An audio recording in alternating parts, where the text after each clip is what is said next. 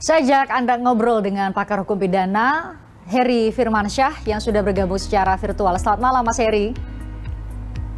Selamat malam, Mbak Christian. Sehat Terima selalu. kasih sudah berkenan hadir. Mas Heri, kalau publik atau orang awam pasti melihat di angka 8 tahun dan 12 tahun. 12 tahun pasti lebih lama atau lebih berat dalam bahasa awam dibanding dengan 8 tahun tentunya. Tapi Anda mungkin bisa menjelaskan dari konstruksi hukum yang coba dibangun oleh jaksa di amar tuntutan sebenarnya, kenapa sih kemudian muncul 8 tahun, kenapa sih muncul 12 tahun, padahal kalau kita ikuti pasalnya kan sama, pasal 340. Bahkan Richard Eliezer sudah mengajukan permohonan sebagai justice collaborator, kemudian juga pengacaranya membawa pasal mengenai bahwa ia hanya diperintah oleh atasan sehingga itu bisa menjadi alasan pembenar atau pemaaf. Anda bisa koreksi saya, Mas Heri?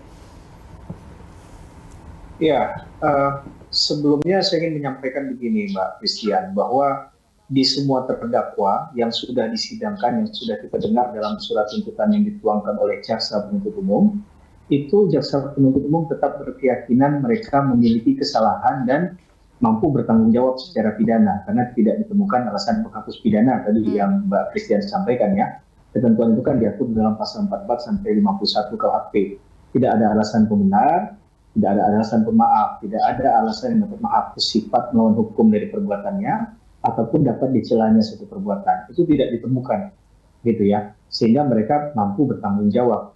Nah, dalam konteks tadi kembali lagi bahwa yang perlu kita ingat, kita garis bawahi bahwa dakwaan jaksa itu tetap mengarah kepada 340, gitu ya. Jadi 338 yang sudah dipetikan sekarang lebih berfokus pada 340. Berarti masuk pembunuhan berencana. Kemarin kan perdebatannya sebelum masuk ke surat tuntutan kan masih bicara apakah 338 atau 340 yang akan terbukti atau dibuktikan oleh jaksa penuntut umum. Itu sudah selesai. Nah, berkaitan dengan 12 tahun, 8 tahun, manakah yang lebih adil? Memang mungkin menurut saya ya, ini ada keterbatasan hukum pidana dalam menjelaskan rasionalitas terkait dengan sanksi pidana. Itu ukurannya mengapa harus 10 tahun, mengapa 8 tahun. Paling yang dapat dipahami adalah ada batas maksimal dan minimal di situ ya. Tapi dalam konteks bahwa surat tuntutan yang diajukan nanti, apakah harus diikuti kewajiban hakim untuk mengikuti surat tuntutan, dalam praktiknya juga kita tidak menemukan demikian. Hakim boleh saja dalam putusannya itu bersepakat sama dengan sama dengan surat tuntutan yang diajukan oleh jaksa penuntut umum, atau kemudian malah dia lebih rendah atau lebih tinggi daripada surat tuntutan yang memuat ancaman pidana tadi. Sedangkan dalam surat tuntutan ini kan pastilah bicara tentang fakta persidangan, Mbak Pristia. Yang saya catat, kalaulah kita mengatakan surat tuntutan yang diajukan ke Ricky Rizal dan Kuat Ma'ruf itu 8 tahun dan PC 8 tahun, sedangkan dalam keterangan Ricky Rizal dan Kuat Ma'ruf itu, mengapa mereka tidak dipidana maksimal? Karena mereka masuk ke pasal 55 KUHP, delaming, penyertaan, tepatnya keturut serta, karena ada 2 syarat di situ, dia kerjasama secara sadar dan bekerja secara fisik. Nah, dalam hal tadi, dia juga dikatakan melakukan tindak pidana karena bukan kehendaknya, tapi karena melakukan kehendak dari terdakwa lain. Yang kalau kita lihat dalam surat tuntutan yang setelahnya mungkin ya, karena Pak Sambo setelahnya mereka kan, itu adalah yang lebih tinggi dari yang sudah disebutkan tadi adalah Sambo, yaitu seumur hidup. Nah, berarti yang dianggap aktor intelektual atau intellectual danger-nya ini adalah yang punya mastermind untuk melakukan kejahatan ini, Sambo kan demikian. Nah, sehingga tadi dianggap bahwa PC itu bagian dari Kuat Ma'ruf dan Rizal. Ini yang kemudian kalau saya telusuri agak mengganggu terusiknya rasa keadilan masyarakat, karena masyarakat berpikiran sederhana, Mbak Christian. Kalaulah kasus ini tanpa Eliezer, saya rasa tidak sampai ke tahap pembuktian. Kira-kira begitu juga yang mungkin ingin disampaikan masyarakat, karena tidak ada yang speak up terkait dengan kebenaran ini. Karena skenario awal yang dibangun adalah tembak-menembak, dan kemudian skenario kedua dan yang lain sebagainya kan.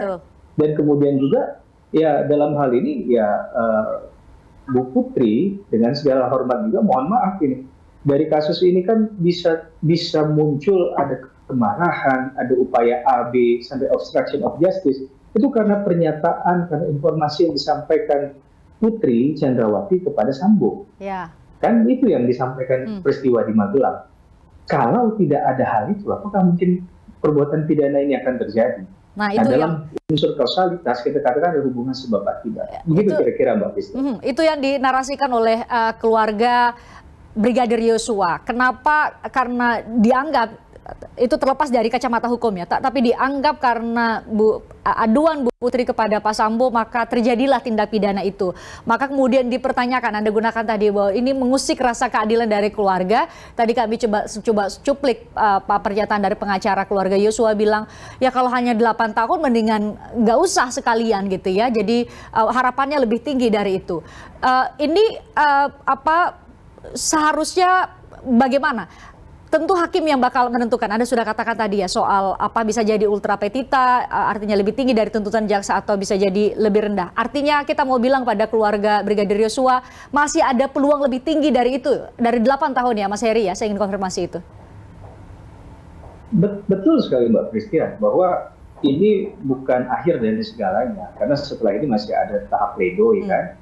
Menjawab dari surat tuntutan. Setelah itu ada replik, duplik, dan itu juga bagian dari jawab-menjawab tadi kan, dari rangkaian tadi. Terakhir baru dikunci dengan putusan. Bahwa hakim tadi tidak hanya mendasar kepada surat tuntutan, karena hakim sudah melakukan pemeriksaan setempat. Hakim sudah memeriksa keterangan saksi, para terdakwa, ahlinya juga nggak sedikit Mbak Christian dalam kasus ini. Bahkan kalau kita boleh pinjam istilah extraordinary kalau untuk kasus pembunuhan berencana yang pernah disidangkan gitu ya, ada puluhan saksi, puluhan ahli yang dihadirkan, dan juga kalau dikaitkan dengan obstruction of justice berapa puluh juga orang yang terbawa dalam gerbong tindak pidananya atau kejahatan ini kan. Jadi ini bukanlah hal yang memang mudah, kompleks dia sifatnya, tapi sebenarnya hakim juga sudah memeriksa dokumen yang sudah diberikan jauh hari sebelum persidangan. Sehingga ketika ada pertanyaan-pertanyaan di persidangan itu kan juga dalam kerangka menimbulkan keyakinan hakim terhadap alat bukti yang disajikan oleh masing-masing pihak kan, bahwa keterangan ahli adalah satu dari 5 alat bukti yang sah. Hakim boleh saja menilai bahwa itu berkesesuaian atau tidak, keterangan saksi yang lain berkesesuaian atau tidak. Tapi bukan juga bahwa kalau hanya ada satu keterangan saksi maka itu boleh dikatakan tidak ada nilainya. Karena dalam beberapa perkara bisa saja memang hanya itu yang ada. Itu yang harus dimaksimalkan. Sehingga bicara tentang misalnya keterangan saksi Eliezer yang dibantah habis-habisan oleh terdakwa lain, silahkan aja, karena mereka punya hak ingkar juga, ya kepentingan hukum untuk membela diri. Di lain pihak bahwa apa yang disampaikan tadi itu adalah nilai kebenaran. Kebenaran materi yang dikejar, bukan masalah jumlah banyak-banyakan siapa. Bukan masalah harus 20 saksi, berarti itu jauh lebih benar dan lebih baik daripada satu orang saksi yang menyatakan kebenaran kan. Maka yang diuji adalah memang kebenarannya. Apakah yang disampaikan itu sesuai atau tidak? Maka berapa kali ditanya itu berdasarkan SOP. Di mana Anda harusnya berposisi kepada para terdakwa itu, Pak Ma'ruf, Riki Rizal ditanya, Anda itu harusnya ada di Magelang atau memang di Jakarta atau di mana? Kemudian tugas Anda apa saja? Nah, ini kan ibaratnya kalau kita makan bubur panas itu kan tidak langsung ke tengah, Mbak Christian, pasti dia lewat tepi dulu. Nah di sini pertanyaan-pertanyaan yang coba dipancing dan kemudian diarahkan telat. Ketika masuk ke proses pembuktian kemarin, kita selalu ingat juga pertanyaan-pertanyaan yang dikaitkan dengan CCTV, CCTV-nya. Bahkan ada hakim yang pura-pura yakin untuk menjawab Anda, kemudian ketika itu langsung turun atau enggak.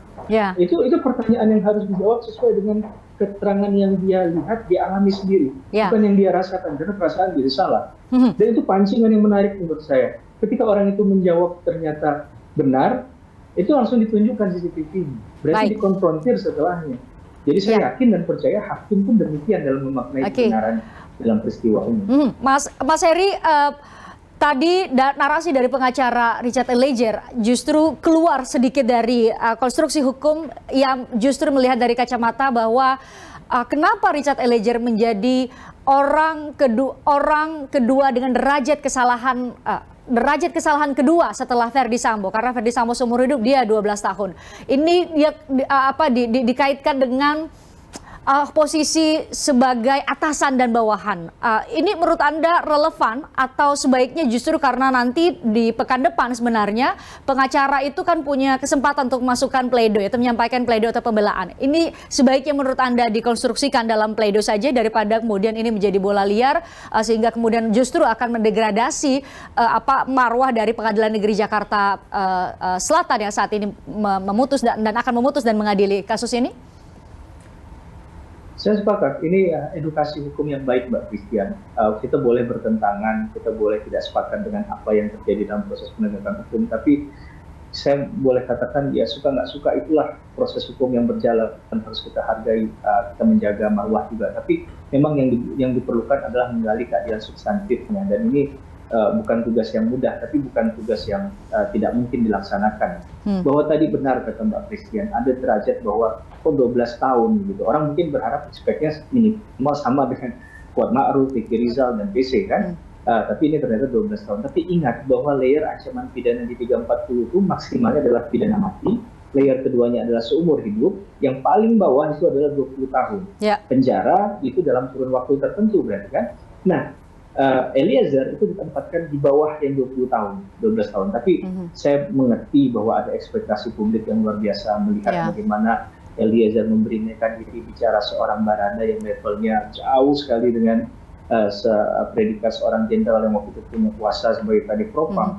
Jadi orang menghargai kejujuran, mungkin karena mahalnya kejujuran saat ini ya. Jadi ketika ada seseorang yang menyampaikan kebenaran dengan mengorbankan segalanya, itu yang orang sangat hargai. Bahkan walaupun saya tidak mengatakan mengutuk dan juga tidak setuju, tapi sampai ada yang bikin fans begitu ya. Walaupun kalau kita lihat, mohon maaf, ini orang yang terdakwa melakukan suatu perbuatan pidana yang diancam pidana yang maksimal, tapi masih ada orang yang mendukung. Ada apa ini?